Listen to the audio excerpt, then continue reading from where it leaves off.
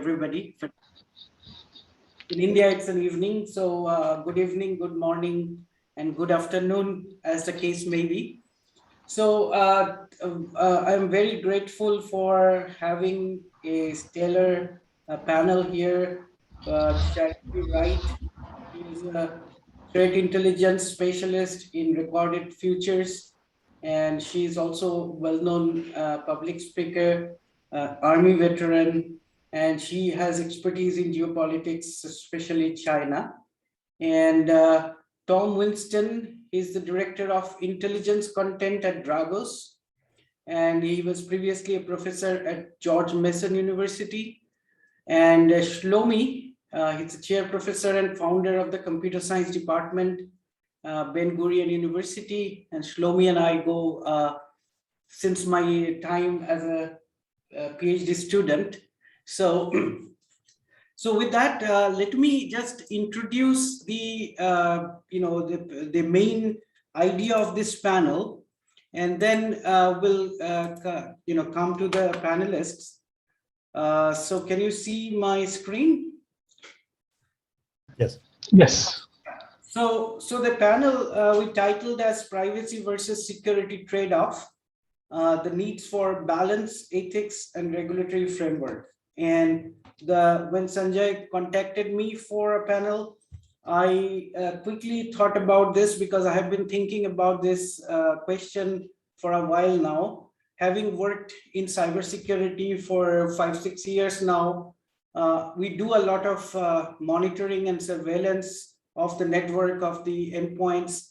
And all the time I realize that when we do that, we might be breaching the privacy of people. But the privacy is a constitutional right in most democratic countries. In India, the Supreme Court has declared it 2 years ago as a constitutional right. However, the kind of things that are private depends on the country, depends on the ethos. For example, personally identifiable information such as social security number, address, phone number, race, religion, sex, sexual orientation, parents' name, etc. These are considered private in most countries. But in India, the equivalent of social security number, not exactly equivalent, we'll talk a little bit about that, the universal identification number, the original originators of that concept still today doesn't believe that it is a private information. And that I have a lot of argument with them, but it is something they think that it doesn't matter. Medical history and data, that is in the US you have HIPAA, and various European countries this is considered private. In India, there is no privacy law that interdicts you to share this information, and we routinely share this information with our employer. Bank balance, equity holding, and other financial information, educational performance. This is also in India. This is the not considered very private. Purchase habits, social interaction, membership in societies, browsing history, and other internet activities, including, for example, your vaccination status, etc. And privacy breaches, other than the fact that it happens through cyber attack, it often happens because the way the government designs rules and actions. And this is a big problem in India, and we have a data protection bill in the parliament for lingering there for last 2 to 3 years. But even in that bill, the government has power to basically overcome any restriction in the name of national security, etc. So cybersecurity is supposed to protect us from cyber attacks. So privacy is one thing that they obviously have to protect. Proprietary data, customer data, employee data, intellectual property, trade secrets, these are something that we protect using cybersecurity. We also guard against tampering of data, that is integrity part of it. And then we need the organizations to guard against unavailability of services provided. That's the availability. So that's the CIA triad of cybersecurity. Now, if you look at the way we do cybersecurity today, we kind of follow the NIST framework where we do identify, protect, detect, respond, and recover. And in the detect phase, we need to do continuous monitoring and surveillance. And often we actually also do behavioral surveillance. So there is a whole concept of user behavior monitoring and user behavior surveillance. Now the question is, how do you do this without compromising the security, privacy of the individuals? That's the question that we want to discuss.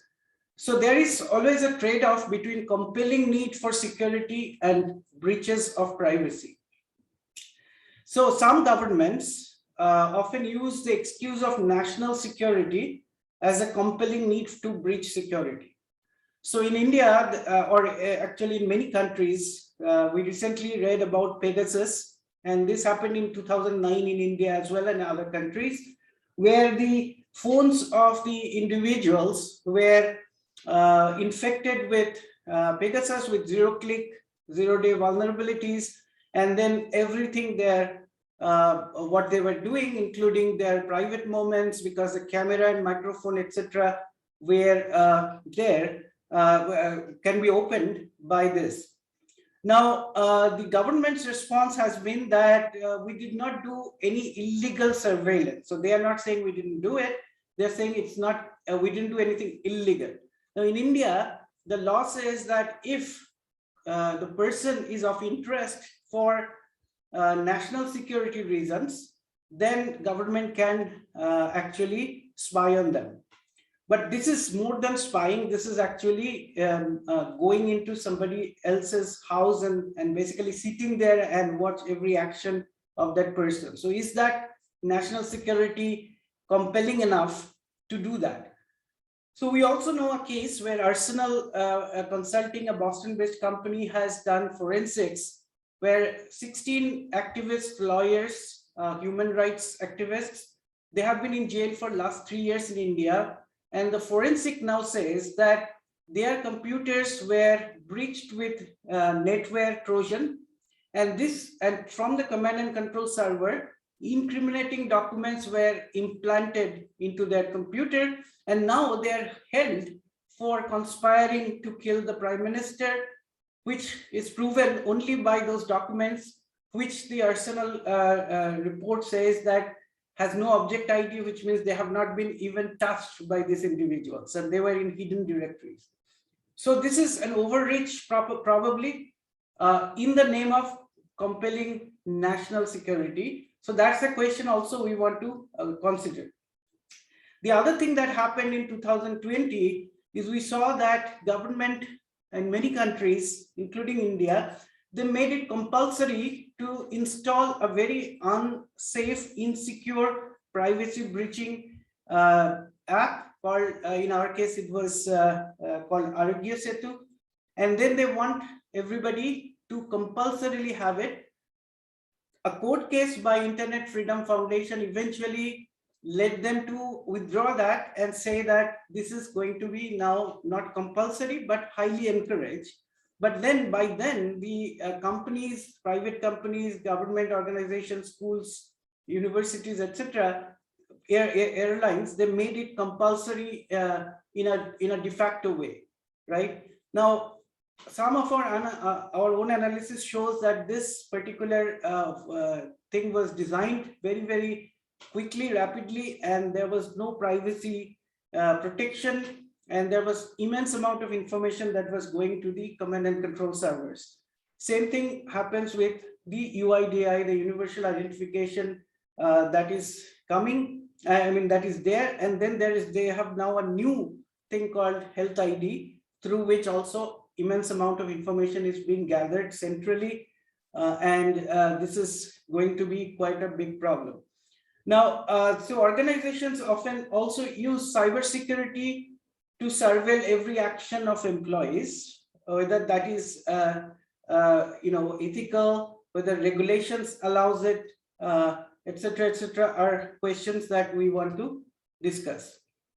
So the question that we want to pose to our distinguished panel is whether this privacy breach for the sake of security justified, and how much of it is excessive. Like when we say it's excessive, when we say it is justified, and that's the question we want to discuss.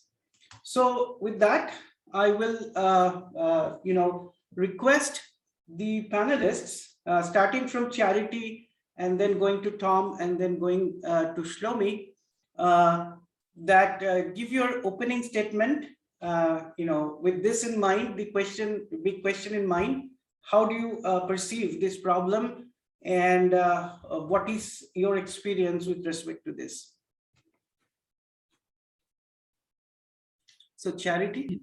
Okay, thank you so much. Can you hear me? Yes. Okay, great.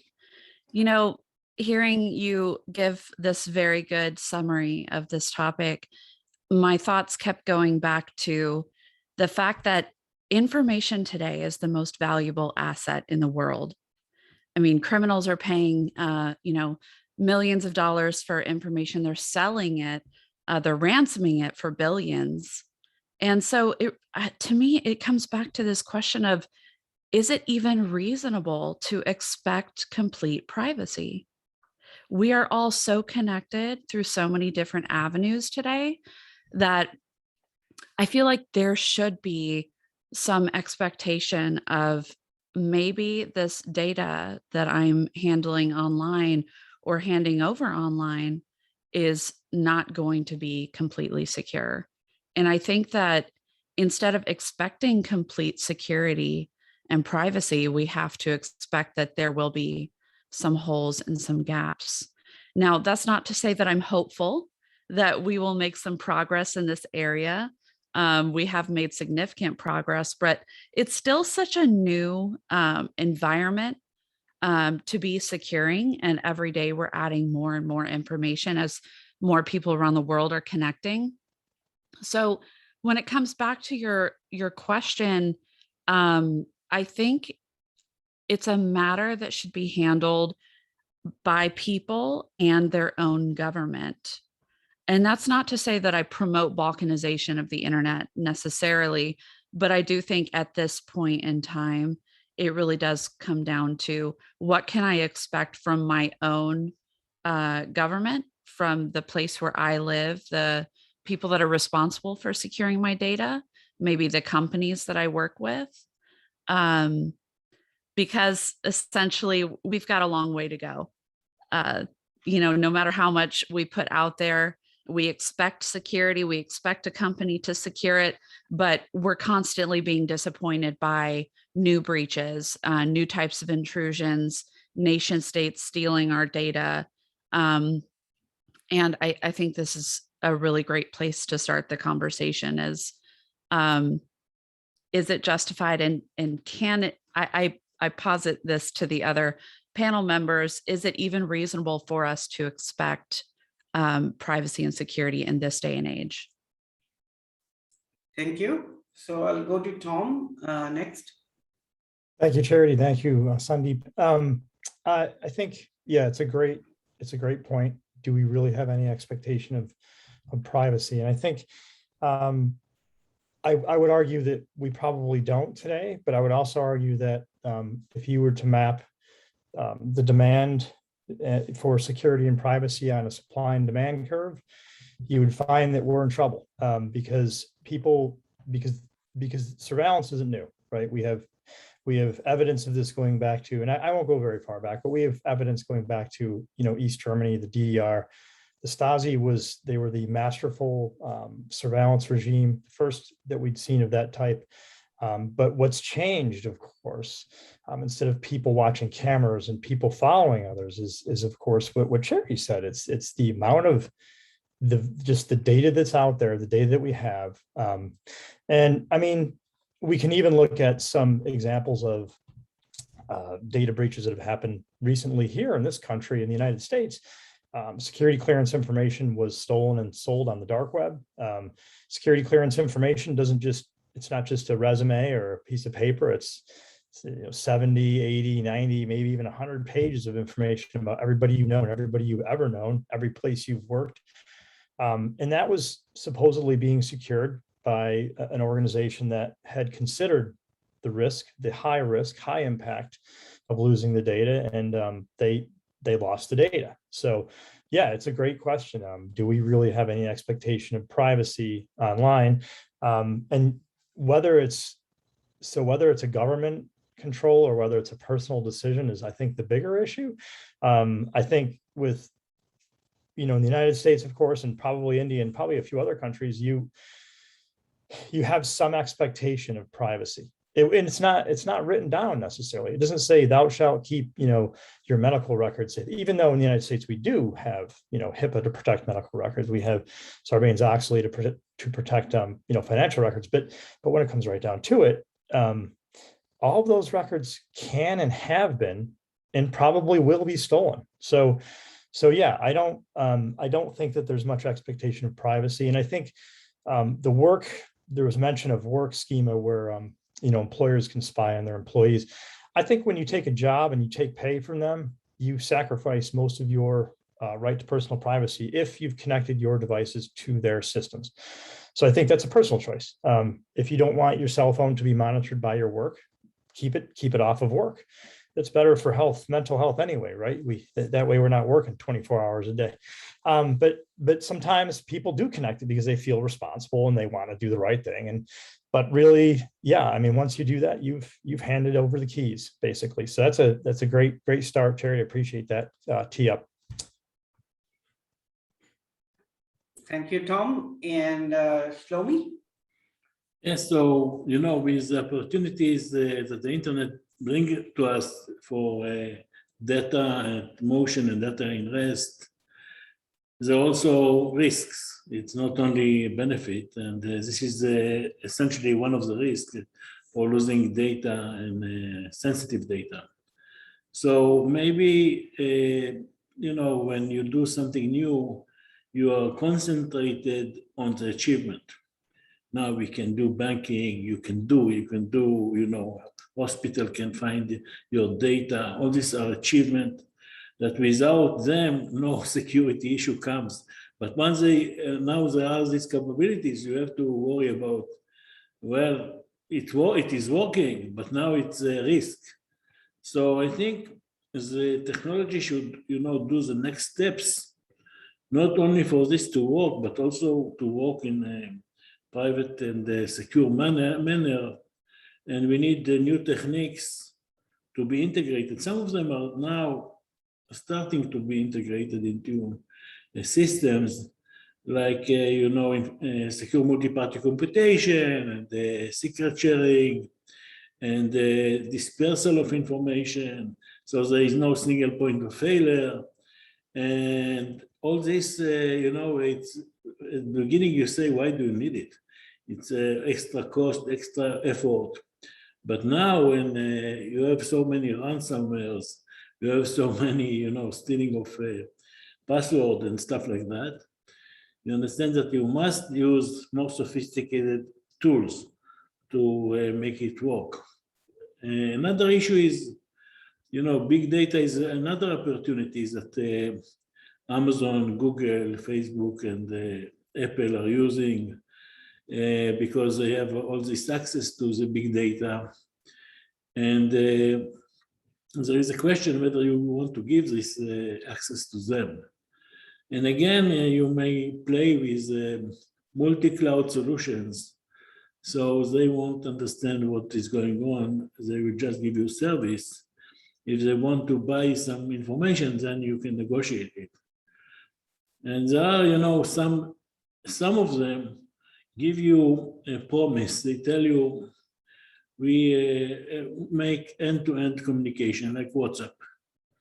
But then if you read through the contract, they say that if you do something that is illegal, they can still give the information to someone. So what it means end-to-end, they are essentially men in the middle. So in some sense, you have to worry about big companies owning and being single point of failure, and use some kind of balances among them. Also, there is a notion of conditional anonymity. So as long as you do something, there are maybe some arbitrators that will decide, well, this should be revealed. The idea of the person should be revealed because it's very wrong. And then you have some kind of, secret sharing. So you have threshold of so many judges that tell you, okay, we should reveal his ID, but alone, no one of them can do it. So some of this are coming into blockchain, right? Because blockchain is also some kind of voting built in. So maybe you can integrate secure multi-party computation into it. So the servers of the blockchain learn nothing. So this is some kind of lessons that will bring us to the next step. It's not the final step. There will always be some dancing, going front and back. But you cannot stop here. You must continue with more tools. That is my view. Thank you, Shlomi. So what I'm hearing is that, well, in today's world, there are, you can say that the expecting privacy is probably questionable. And the question is that, when there is security at stake, then privacy might be, something that has to give in. But also the other issue that you pointed out is that there is cyber attacking going on, and because of the cyber attacks, you cannot really always protect your information, even if you have the goodwill and intention to actually do that. Now the question today is that, so we know that like blockchain, for example, is like Bitcoin, Ethereum are now being used quite a bit by ransomware actors for payments. Now, there are companies now like Chain Analysis that actually collects all the blockchain transactions, the Bitcoin and Ethereum, etc., Monero, and they actually have the ability now to correlate information so that they can figure out how your that particular fund that you collected on one of the accounts is flowing, and whether eventually it has to go through an exchange, and that exchange will eventually be under some jurisdiction where this exchange can be queried about that, and then you can walk backwards to find who actually was behind that particular account. According to Chain Analysis, they have been pretty successful on this. So even though people might think that I am doing everything anonymously, depending on how they do it and how clever they are about it, they might not be able to pull it off, like we saw in the Colonial Pipeline case, where actually it was the money was actually brought back through hacking. The hot wallet of the criminal that collected the money. Now, the question that I have now is that, but there are things like WhatsApp, Signal, etc., which provides supposed privacy. And currently in India, for example, the government is fighting with WhatsApp, saying that you have to give me traceability. That is, if any message I don't like, or I think it's criminal, then you have to tell me who first originated the message. Now that now WhatsApp has the Facebook has is fighting that in court, saying that that will kill the end-to-end encryption, and the government currently is saying no, I know how to do it, although the solution they're giving is actually not correct. But they're saying that you do it this way and you will not kill the end-to-end encryption. But in any case, if you put a malware in the person's phone, then you can get all the information on WhatsApp or etc. So there is a possibility that such malware can be used by governments on not only on activists and so on, but can actually do mass surveillance. So the question is that even though we are saying that there is no reasonable expectation of privacy because of various reasons, cyber attacks, ransomware, and also when you are employee of a company, you're kind of volunteering the information by connecting your device to the company's network, etc.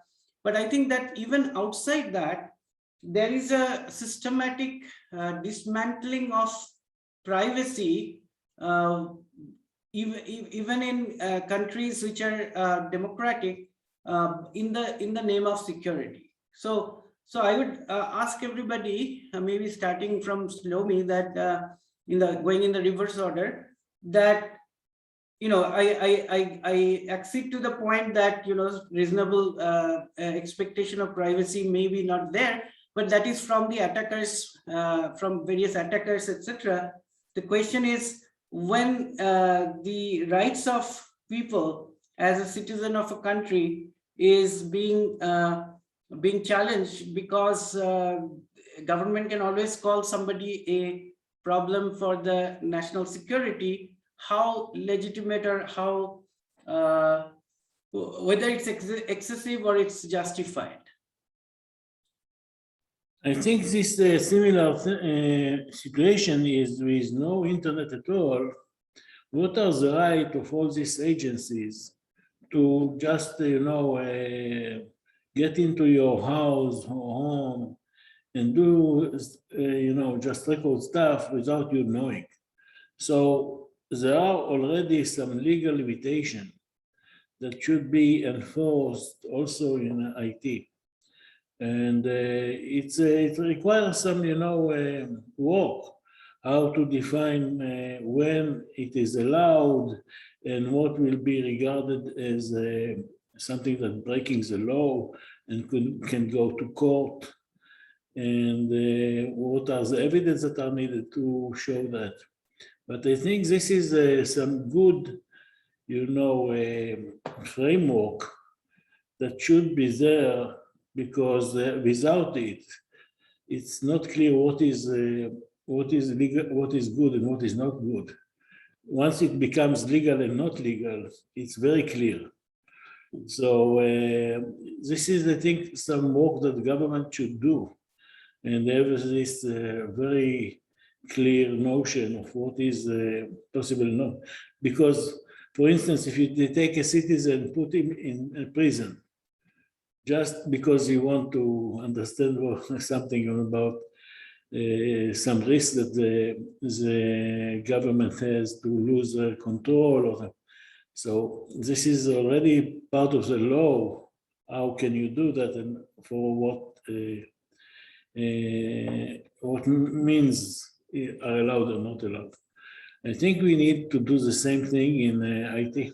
We need to have some legal framework, what is allowed and what is not. Because after all, you do some deals in the blockchain, you do everything, but court must be there in the background. So if something very bad happens, you can still go to court and prove something and get justice. Because it's hard to do, system that they will do the justice by itself. So you're saying that such protections should be extended here. One thing that I would say to that is that in this case, the intelligence agencies might have plausible deniability, because they will be using Tor and other mechanisms to actually hack into your phone or your computer, and you won't be able to say but that. If it is defined okay, then it's one thing. If it's defined not okay, for instance, this company in Israel that did the Pegasus are now risking being, in court and paying. So this is very important to have a law. Yeah. That say that if you do something wrong, you will be sued. Be careful. Yeah. All right, Tom. Thank you, Shlomi. Thank you, Sandeep. I think this is a bit of a messy business, because first of all, in democratic countries like the United States, there have been and will continue to be disruptive monitoring technologies. So Echelon late 1990s, moved into total information awareness in the early 2000s. You don't hear much about the new system, but there is a new system out there. I'm certain of it. And I think that the notion is, let's monitor everybody. Let's sift through the details and let's make sure that, you know, in the interest of national security, which gets really complicated because national security used to say, yeah, we can't come in your house. Yeah, we need a warrant before 9/11, you know, interestingly enough. And afterward, they can do FISA warrants and they can surveil you for a month without really notifying you. So the laws in this country have certainly changed a great deal regarding information security, information privacy, and they've changed in you know, under the guise of we need to increase national security. So, and again, the question becomes how much is too much, which is really where we started. And when you hear about WhatsApp or Telegram or any of these, I put it in loose quotes, secure apps, you have to recognize that for every disruptive technology like that, there's another one that's going to disrupt the security and privacy of that application. We don't hear too much about it, but we are aware that quantum computing exists in some countries now. We know about the Google example, certainly. Let's just throw WhatsApp against that and see how long it takes, you know, Google to get the keys and to sort the conversations out. So I think, and yeah, I recognize that businesses have rules they have to follow, and I recognize that each community and country and society should have, you know, some laws that have to protect its people. But I can tell you right now in the United States that we lost most of that after 9/11, and I don't think to a large extent much of it's been returned. And when you put that into a complex matrix of geopolitical forces that are affecting this country right now, and it's a mess. You have people really being afraid of other people. It's a weird situation. This is a great conference to have at this time, especially from my perspective, because I feel like my privacy is threatened, not so much because of the data I have or the websites I browse, but because of my opinions. And those opinions can be shared widely or stolen or sold, just like the ransomers put their information on data leak sites. And it can be a big threat to a person, especially if they live in a community that thinks one way about the other side, or the other side thinks one way about you. And we'll leave it that way, as apolitical as possible. And then I'll pass it to Charity. Thank you. Charity? Yeah, Tom, I'm so glad you brought that up. I had a thought earlier, which I think I'll come around to, but to follow up on what you just said, it almost seems to me like there's this vacuum for information in the world right now, especially, you know, I just wrapped up some recent research on how China's collecting data from all over the world, you know, establishing new footholds for espionage through infrastructure projects in developing countries. And it leaves us wondering, what are they going to do with all of this data? You know, we know that they've breached genetic data from DNA testing companies, technology, military tech, AI. We can only imagine what the Chinese intelligence services are going after and what they're trying to create. But thinking forward, as a futurist, I often wonder if this might just be an age of observation. We're observing human behavior through the internet. And so you never know what that can be used for in the future as we start developing AI and robotics and maybe exploring space even more, or trying to establish a new home for humanity. So it's interesting that we're working so hard at protecting this data, but we are putting out so much information about ourselves, our unique human beings. Like, my children are connected to the internet. They're playing games online, they're connecting with other people. And I do try to, limit what they have access to or who has access to them, but there's always a risk. My kids are 11 and 12. So TikTok was a really big fight for us. And they were like, oh, but mom, everyone's on TikTok. Yeah, I know. Well, maybe we can have a segregated device just for TikTok. So it always brings up these questions of what are we putting out there? Who is trying to go after this information and what do they want to use it for? So we can only maybe possibly guess on what it will be used for. But I also wanted to loop back around and talk about accountability of governments to their people. And when we talk about such a big topic like this, I always tend to think in, a very globalized way. Every country has its own values, its own ethics, its own priorities for security and for privacy. I mean, we know how different the Chinese government manages information compared to how the United States manages information. We have different ideologies and we have different ways of seeing the world. I've spoken to citizens in China who have said, I understand your point of view as an American and the way that you value independence and privacy so much as an individual. But for us, sometimes it brings me comfort knowing how secure our government makes my country. And I'm willing to sacrifice privacy in order to have more security, like surveillance technology on every street corner and monitoring the internet and minimizing conflict over our government's decisions. It gives us peace.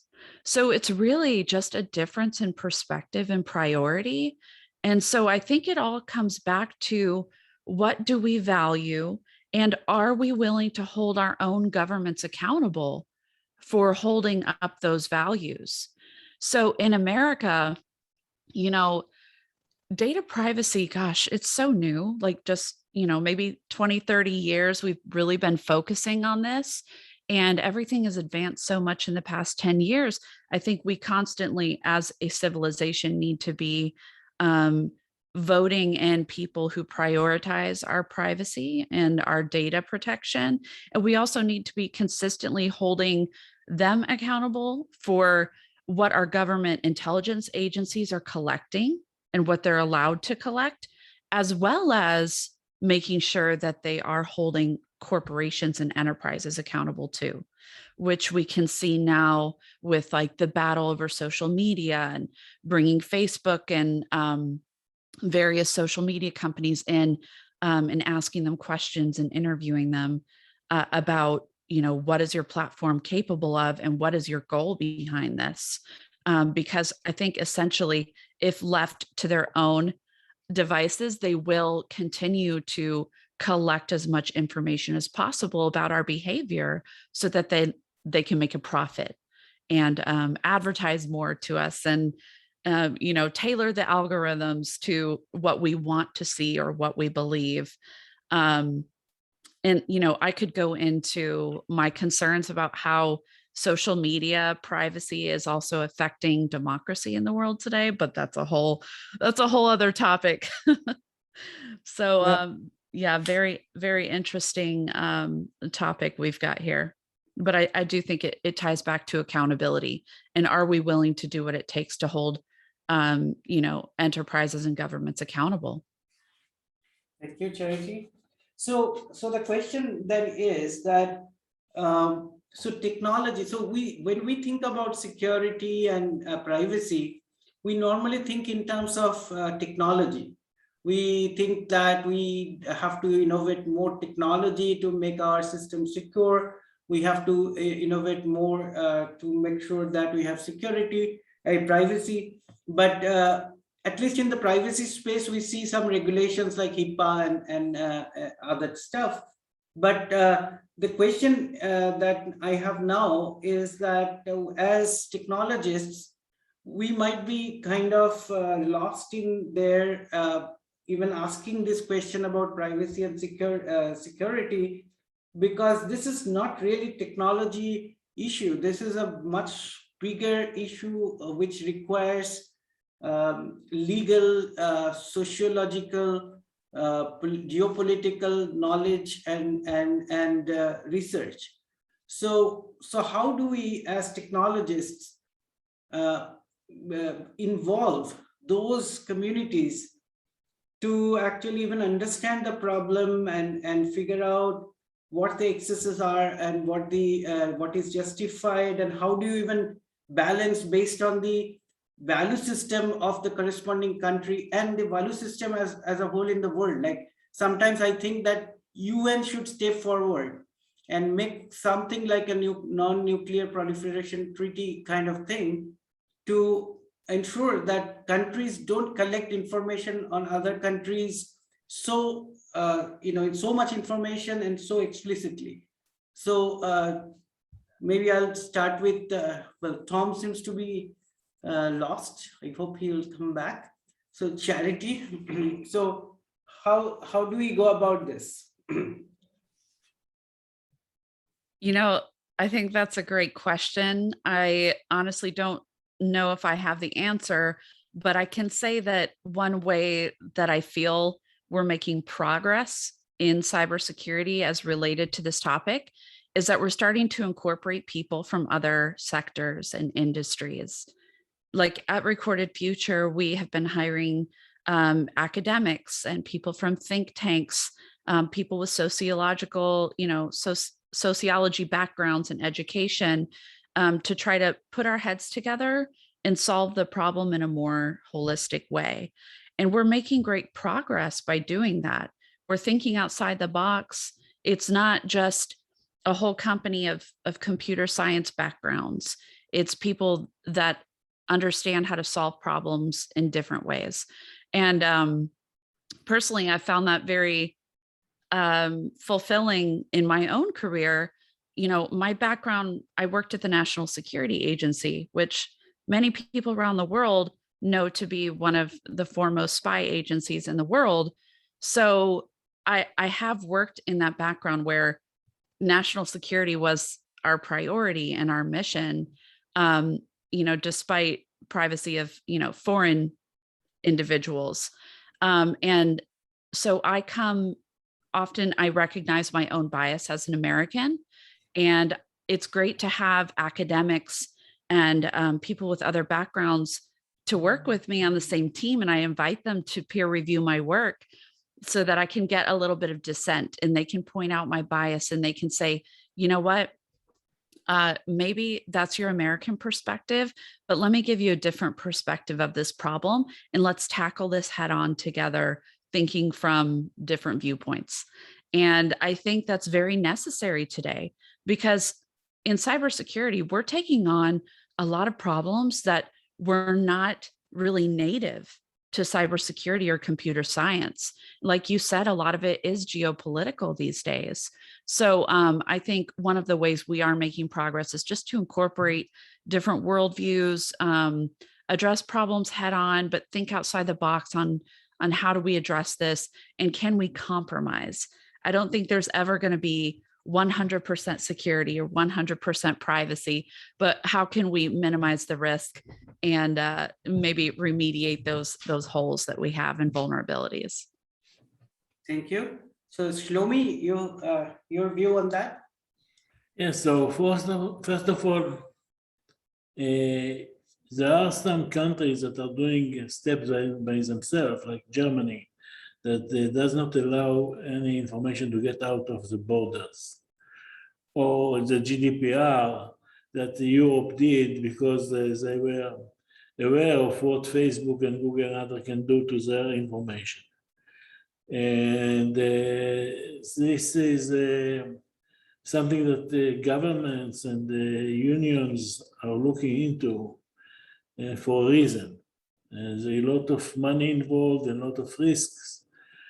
And I think the UN is also involved in some committees that are going to make some worldwide rules So it's also an opportunity to make a global, like COVID-19 issue on doing something that is worthwhile and cross borders.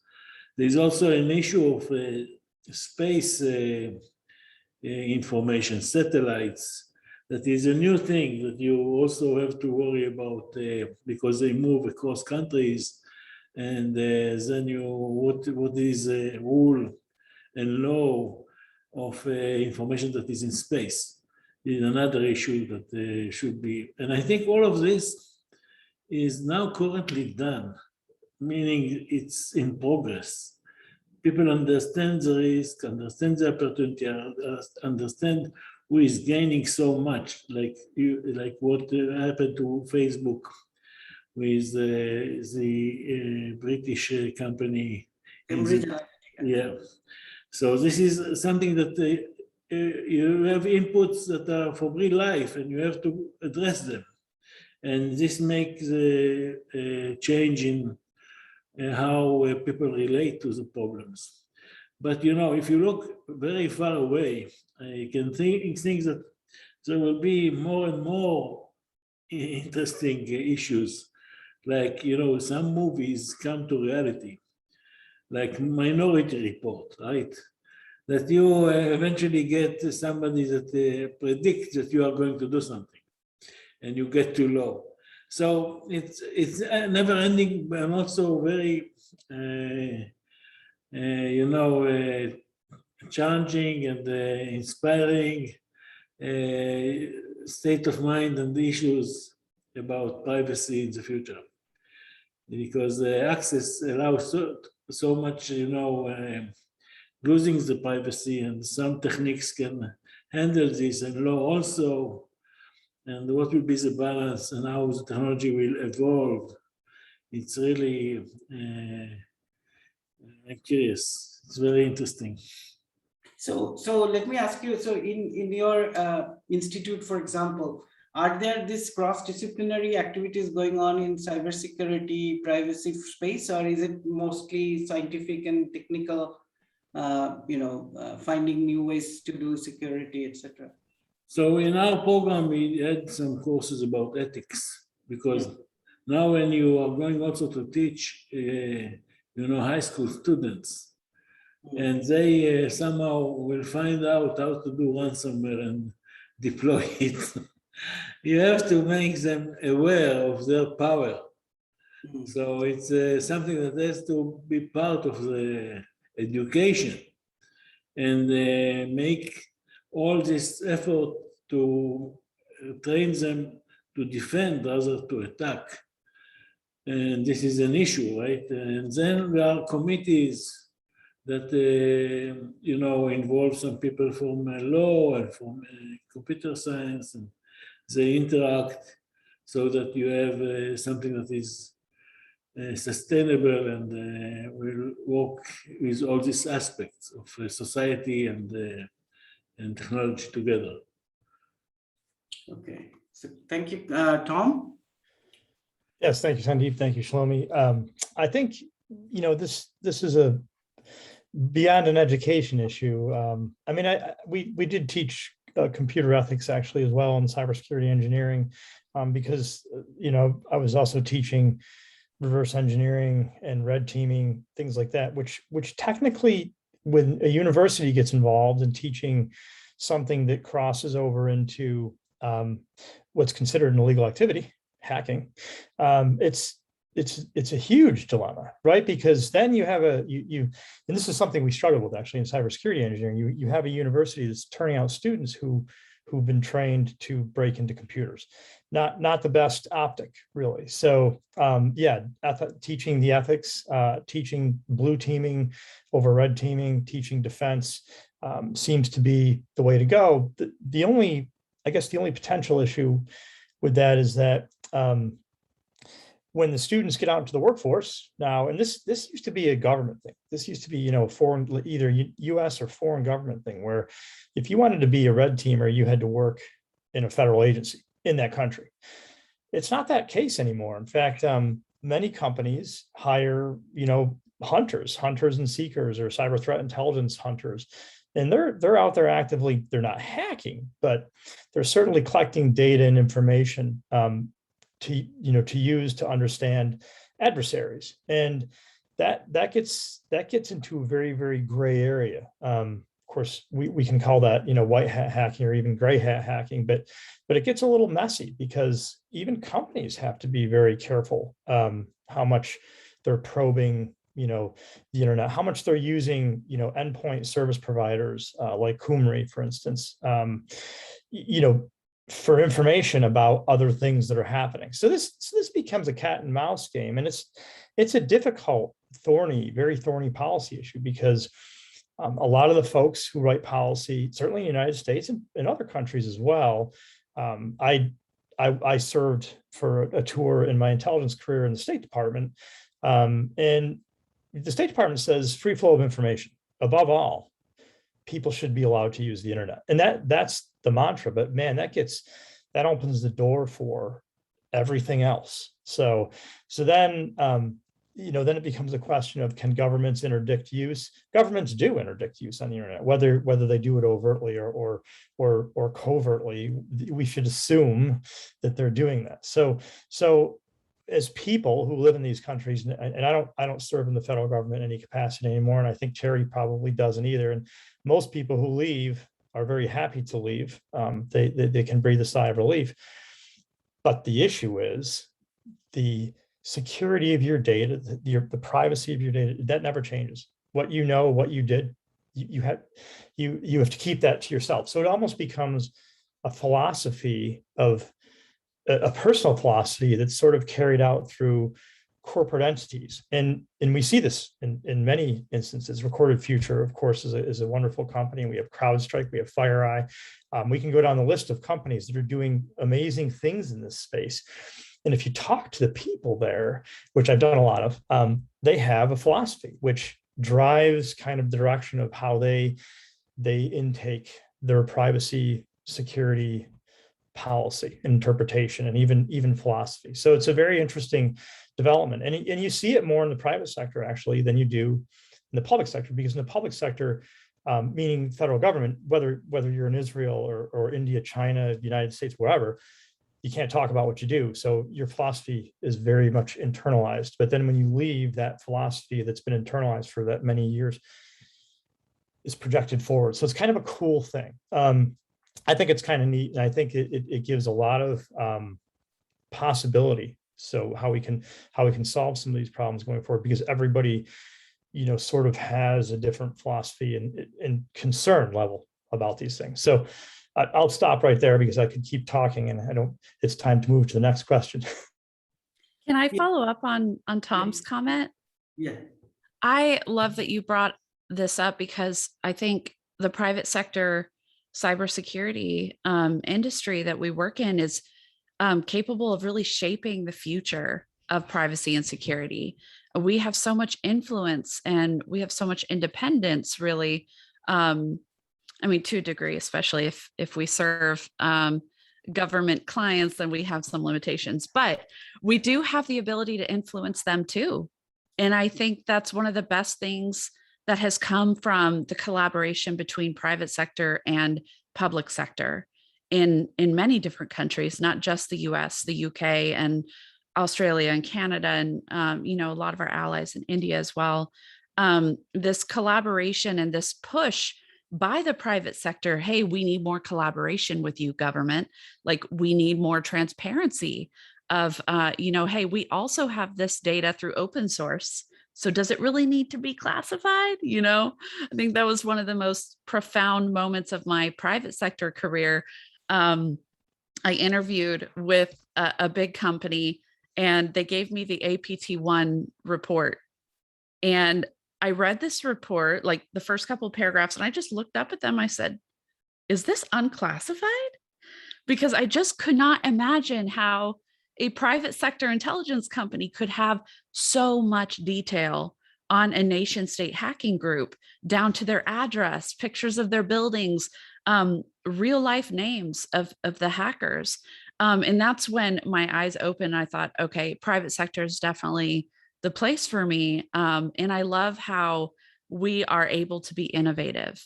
And I really have faith that this collaboration between private and public sector is going to be valuable and very, very vital as we move forward in this debate between privacy and security, because we do have the ability to shape, legislation and accountability. And I think it's important for us to go, hey, times are changing. We have access to, private sector satellite data, and we have access to GeoInt and IMINT that is also being used by intelligence agencies in a classified way. So I think it's important for everyone to kind of open their minds and go, hey, maybe I don't have an exclusive right to this information, because so much is open source now, even in, dark web and criminal underground. So I love that you brought up the private sector, because I feel that we are going to be a very, very important part in shaping the future of security as we go forward. All right, thank you. So I think that that sums it up well, that, as private sector, first thing is to actually, as you said, that, bring in people from various disciplines, not only just computer scientists, and then also, having a say on the policy space and legislative space, and therefore playing an important role. I hope that all the private sector entities do that, not necessarily all of them are as interested in this rather than profit. So now one question that comes to mind, which I did not think about earlier. So I this year around March, April time, I actually read this book by Susan Parlroth on the cyber weapons, and this is how they tell me the world will end. And it was a very, very interesting book, about, more than 500 pages, and I read it in like 3 days. And this also scared, this is pretty scary. So I would like your view. You may or may not have read it. So if you haven't read it, you might have heard about it. So you can give me some your views on how much of that doomsday scenario is also in line with how you feel about this, being in this field for so long. So I'll say Charity. Yeah. Sure. Recently we had a reading group in my company that read that book, and I missed out. I missed out on that group. I'm so sad, but I am planning on reading that book very soon. From what I've heard about it, I think I understand the premise. I do think that as militaries and intelligence agencies are updating systems, weapon systems and technology, and really innovating in that area, everything is more connected. And that means, devastation can happen at a push of a button. I think it is frightening. I like to do war game scenarios with colleagues and just kind of play out, okay, what would happen if this, or what if we make this move? Just in the past 2 weeks, as the US withdrew from Afghanistan, I'm going, okay, President Biden has said that we're moving on to a new focus. And, we've been, those of us that study China have been predicting that China will be our next focus as our greatest competitor. And when you play out some of these scenarios of what each of these countries is capable of, what kind of technology they already have or have developed, it can be very frightening. And I think that deterrence is probably our best friend at this point. I think one of our greatest risks happening in the world right now is just the decoupling between the US and China. I think it's necessary to maintain some kind of reliance on each other economically, at least, so that we can deter, a future war of that type covered in these futurist type books. Thank you. Yes. Shlomi, you have read this? I didn't read the book, but I promise to do it soon. It seems so Okay. interesting. All right. But of course, I know from what is going on with Israel and Iran. I know that this is not a game. It's a Yes. stuff. Yeah. It's Yeah. part of the weapon of the future, of course. Right. And Tom, you So work I in this. think I haven't read the book, but I, like Charity, I've heard about the book. I would suggest that it's an interesting take, certainly from a critical infrastructure standpoint. I've spent a lot of my career looking at critical infrastructure, so oil, natural gas, water, electricity, things like that, and the viruses that attack those things. So I think that, again, another disruptive technology will make attacking critical infrastructure easier. But that disruptive technology, fortunately, has not been invented yet. Our nation state's trying to invent something like that. And I'm referring to not just an EMP type device, but something that's a sustained, persistent EMP type device. We'll call it APT, XYZ or something. That is something that I know that research scientists are looking at. I've seen some stuff about it in the literature. That's scary to me for sure. Can we sustain something? If you think about losing your power for 4 hours or even an hour, it's catastrophic. Can we sustain something where we lost power for 30 days or 60 days? And that's definitely it's definitely a concern. And I think that, but again, innovation. People are, so for as much bad as out there, there's going to be something good. People will figure out a way to detect and deter.